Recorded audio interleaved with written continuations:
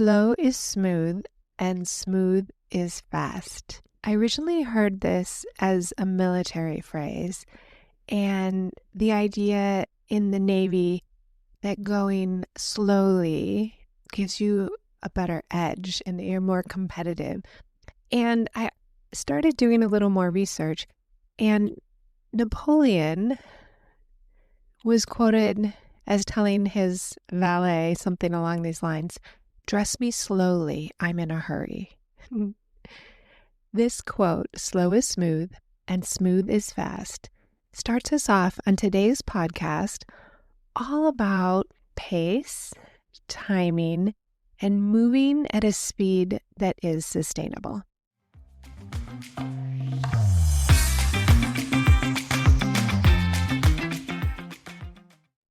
Welcome to the Modern Creative Woman podcast, and this is for women like you who want to elevate their creativity and start applying creative thinking in their everyday life. I'm your hostess and creativity expert, Dr. Amy Backos. Through our conversations and creative insights, I'll provide simple science-backed tricks and proven creative practices that will help take the mystery out of the creative process so that you can start each day feeling empowered, creative, and ready to take on whatever comes your way.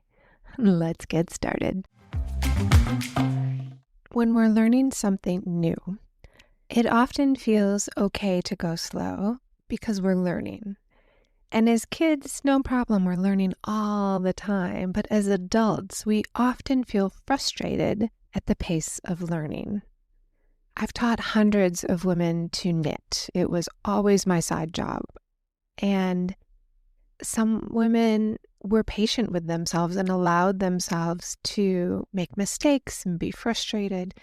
And I always advised everyone at the beginning of every individual lesson or at the beginning of every class, please don't rip out what you're working on. Just leave it be. I can help you. I can correct the stitch for you. I can show you how to correct your stitch. At the end of the hour, we want to have a document of what you did. And most of the time, women were able to do this. Some women couldn't stand that there was an error in their first knitting project. And they're just making a swatch. It's not going to become anything yet. And I would teach them how to cast on. They would knit a few rows, make a mistake, rip it all out. And I just couldn't get there fast enough to stop women who were really quite bent on making a perfect swatch their very first time. And these women became really good at casting on. They did not become good or proficient at the knit and purl stitch. And they never learned to bind off because all they were doing was knitting a few and ripping it out and starting over. And later in psychology, I learned about the emotional cycle of change and what happens as we pursue something new. We're optimistic, we're naive, we might begin a knitting swatch or something like a business. And then we realize we don't know what we're doing and we become frustrated. And the research calls that the valley of despair. The valley of despair is a place we have to get to when we undertake any new project or any kind of personal change or growth. It is where we lose our naivete, we recognize what mistakes are, we learn how to move around them. There's no way we would know how to finish a knitting swatch if we didn't make mistakes and then keep going. The upside of moving through that valley of despair is informed optimism, where we believe in what we're doing, but we're informed. We're no longer the naive one. I hope you think about my knitting example as a way for you to be able to tolerate the discomfort of going through that valley of despair with any change that you're making here at the beginning of the new year. And if you are excited about making some changes for the new year, I would love to see you live at my in-person event, January 25th. It's in San Francisco. I will drop the link into the show notes, and it will be a powerful community event. It's a smaller group, so we'll have time to enjoy each other's company, make art, share who it is that we're becoming in a more intimate kind of way. I'm so excited for this event. It's going to be incredible. I want to personally invite you to the New Year retreat so that you can understand more fully what your values are and how to take action on them. I'll be teaching you some really important psychological concepts and have you apply them right then and there so that you leave with a plan you feel really good about. So check that link in the show notes. You can, of course, message me through the podcast or find me on Instagram at Dr. Amy Beckos, and I look forward to seeing you there. When we think about fast and slow and smooth and all the ways that we want to be, generally we want to work efficiently, have things go smoothly, and we want it to happen right now, or better yet, yesterday. So many women that I've worked with used to try and change everything all at once. They wanted to focus on all of their values at once: health and work and relationship and community and. And they found themselves like they were spinning a whole bunch of plates on a stick. It was just too much and they couldn't get anywhere. The plates were just falling constantly and they'd try and put all the plates back up on the stick and spin them. And part of the process we do inside the Modern Creative Woman workshops includes slowing things down to a pace that's manageable. And that means focusing on one value at a time. Now, it doesn't mean that I don't focus on all of my values. I'm still a parent and a business owner and a significant other and a community member. But in 1 month, I can choose to focus on one priority, one value, and make progress on it. And I'll keep working on those other ones, but I'm only measuring, focusing on, and attending to one. And I feel like that's made a huge difference for me in being able to move forward. You've probably already heard of slow fashion or slow food or slow art movement. And all of these used to be the way things were. We used to cook meals regularly from whole foods. We would cut the vegetables, cook them, eat them. Fashion really did used to be slow. My mom made almost all our clothes when we were young. I've already mentioned knitting. I love to knit. It takes so many hours to make a sweater, so many. It is a slow process. I mentioned over on Instagram, and I included some photos of a kimono I made, a lace kimono, and then I'm almost done with the matching dress.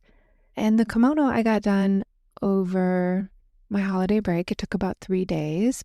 I wasn't working. I was just relaxing at home.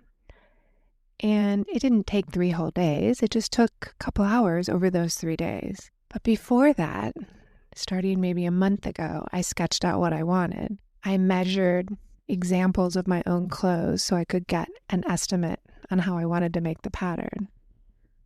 I went to the fabric store. I measured. We discussed how much I would need. It was a very slow process, and that allowed me to make my pattern very quickly and sew it together very quickly. But I moved slowly in the preparation, in the measurement, making of the pattern, and then the sewing moved rather quickly. If I tried to hurry all that up and I guessed about how much yardage I would need, I might get home and realize I had not enough to make the jacket as long as I wanted to. If I had failed to measure my fabric multiple times before I made a cut, I might have wasted a lot of fabric. And this is the idea that slow is smooth. There were no mistakes. I have a lot of confidence by the time I made the first cut into my lace fabric. That made the sewing part go fast. Slow is smooth, smooth is fast. In art making, you can type in a couple sentences and AI will make a picture for you. But the point of art making is not to finish the piece of art. The point in making art is the process. Learning, discovering, making mistakes, painting over it, starting over. The slow part of making art is so good for us, and the neuropsychology backs this up. A little bit of art making every single day can change your brain in incredibly powerful ways. How else can you use the idea of slow is smooth and smooth is fast? If you have yet to listen to episode 85, Back to Basics, I want to encourage you to listen to that. It's the ever-present now.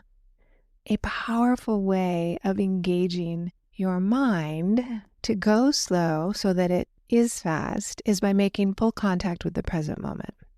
There have been plenty of times where I have been out of contact with the present moment and made foolish mistakes. I was hurrying, not so much physically hurrying, but my mind was hurrying and I failed to pay attention. If you've ever thrown a dark sock into your white laundry with the bleach, you know what I'm talking about. It's a mistake that is developing right in front of our eyes, but we're not paying attention to it. That dark sock goes in with the whites and we add the bleach. We can make these kinds of mistakes by hitting reply to an email and asking a question that was answered in the email. We can make this happen when we lose contact with the present moment while we're engaged in a conversation. We've suddenly turned the camera in, we're thinking about ourselves or something else, and we miss the conversation in front of us. That does not make a smooth conversation. If you're trying to communicate something with your work partner in a business meeting, it looks terrible. If you're trying to communicate something with your partner at home, it just looks like you're not paying attention. And we've all done this. So zero judgment. Really, when it happens, the worst thing you can do is throw negative self-criticism on top of it. The best thing to do is say, oh, wait, I'm back. I just missed what you said. Can you repeat it? Just be honest that you missed something. Come back to the present moment. Celebrate yourself that you came back to it instead of remaining disengaged with the present moment. Appreciate that your mind drew you back. The ever-present now is especially important for women. And as women, we juggle a lot. There's labor in and or out of the home. There is relationships. Sometimes there's parenting, caring for elderly parents. Maybe you gotta feed the dog. Maybe you're the person who makes the holidays happen or always remembers to get gifts for teachers or friends. The emotional labor in a relationship, the emotional labor of running a household. And women are incredibly talented at juggling lots of things, putting a lot of plates up on that stick and letting them spin. We're good at that until we're not. What happens is we start trying to spin too many plates. And one of the mistakes I often make is, oh, I can do it myself, no problem. Remind myself that people would rather help me than watch me burn out. And I can be better for the people around me, for my family and my neighbors and my community, my friends, if I'm taking really good care of myself, if I ask for help, if I say no to things that will compromise my sleep, my health, and my other priority. If we want things to go smooth, we need to go slow. One gift you could give yourself this year is to make a list of all the things you do. It might take you a month to make this list. Set a piece of paper on your desk and write down all the things you do on a regular basis. You could start with laundry, making food, vacuuming, but put everything down. Driving, volunteering, helping out all over town, whatever it is you do, just write it down and commit to removing maybe just 10% of what's on that list. If you're bold, try and remove half of it. There are so many things we women do because we think others will be upset if we don't. And to free yourself from that kind of internal expectation that exhausts you and the people around you, give yourself that gift to say no to some things this year. One strategy I adopted at the beginning of 2024 was to break my projects down into quarters. And my project would then be spread out over the course of 3 months. And I worked on 3 different projects. And each week I would work on one aspect of each project. I was blown away how much I got done. It was incredible. The idea of going slow made it so smooth. And at the end of the 3 months, I had 3 complete projects. You may want to focus more on one project each month or one small task each week. For me, the quarter system works really well, so I can accomplish bigger tasks. Before we wrap things up today, I want to give you a little insight from my work as a psychologist about how time can really trip us up in our mind. And one anxiety symptom that I noticed over and over in my 3 decades of working is that time is often a subject of anxiety. And anxiety shows up when people are unable to relax, they have too many worries on their mind, and these are things that interfere with their day-to-day life. And we all experience anxiety and stress. It's okay. It's when it interferes with our day-to-day functioning that it starts to become problematic and really damaging. I noticed a theme that seemed to be so common among women is that the subject of their anxiety, the content of their worries, was often related to time. I don't have enough time. There's too many things and not enough time.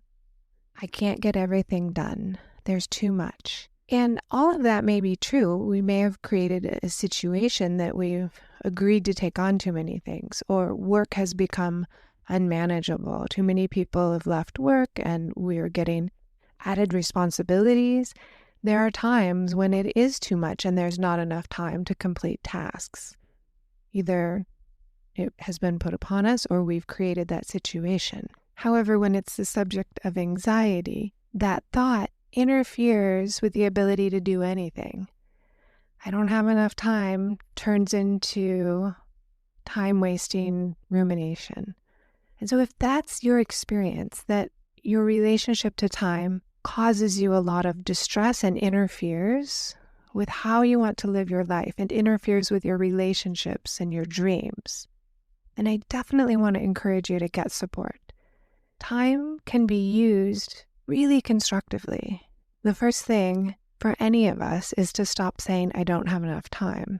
It's simply not true. You can say, I'm unable to budget my time that way. Time is what it is. It's really quite neutral. You can say, I'm unavailable. I've allotted my time to other things. Those other things might be rest and sleep, other value-based priorities. You don't owe anyone an explanation. But being honest with yourself about, I've agreed to all these things I don't want to do, and now I don't have time for the things I truly want to do. Another way that it shows up is focusing on what feels urgent. Oh, this has to get done first. This is really important. I'll wait to start my dream business, or I'll wait to start painting until I finish up, until I get caught up, until everything's in a row. And a mistake that we often make is prioritizing these sort of urgent things and neglecting the truly important things, like connecting with people we love, travel, making art, enjoying nature. Those things also need to be urgently on our list. That we can shift our relationship with time by adding in a few moments of what's most important. It's different for everyone. Art, nature, quiet and solitude, all of those are really important to me. I would love to hear about what you think you could do, like a fresh idea for yourself about how to go slowly so things go smoothly and ultimately move at a rapid pace. What's one thing you could do? And if you generate a few ideas, I would love to hear them and we can share and all learn together. Remember, slow is smooth and smooth is fast. Have a wonderful rest of your week. Now that you know about how to use your creativity, what will you create? Want more? Subscribe to the Modern Creative Woman digital magazine. It's absolutely free and it comes out once a month. And I know you can get a lot out of the podcast and the digital magazine. Yet when you're ready to take it to the next level, I want you to know you have options inside the membership. And if you're interested in a private consultation, please feel free to book a call with me. Even if you just have some questions, go ahead and book a call. My contact is in the show notes, and you can always message me on Instagram. Do come find me and the Modern Creative Woman on Instagram, Facebook, and Pinterest at Dr. Amy Bacos. If you like what you're hearing on the Modern Creative Woman podcast, I want to give you the scoop on how you can support the podcast. You can be an ambassador and share the podcast link with 3 of your friends. You can be a community supporter by leaving a 5-star review if you think it's worth the 5 stars. And you can become a gold star supporter for as little as $3 a month. All those links are in the show notes. Remember to grab your free copy of the 21-Day Gratitude Challenge. The link is in the show notes, and you can find it at moderncreativewoman.com. Have a wonderful week, and I cannot wait to talk with you in the next episode.